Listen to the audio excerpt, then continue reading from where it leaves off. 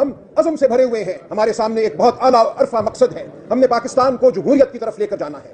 جو کچھ ہوا 8 اور 9 فروری کی رات میں اس کا خود چشمدید گواہ ہوں. وہ ہاتھ جنہوں نے میرا گریبان تھاما، جنہوں نے میری بیگم کا گریبان تھاما اور ہمیں نکالا، وہ ہاتھ صرف میرے گریبان پر نہیں پڑے تھے، وہ اس ملک کے ہر انسان کے، ہر عورت اور ہر مرد کے گریبان پر پڑے تھے. ہمیں بتایا گیا کہ ہماری وقت کچھ نہیں، ہمارے ووٹ کی وقت کچھ نہیں، ہماری خواہش، ہمارا عزم، ہمارا ولولہ کچھ نہیں. یہ ان کی خام خیالی ہے.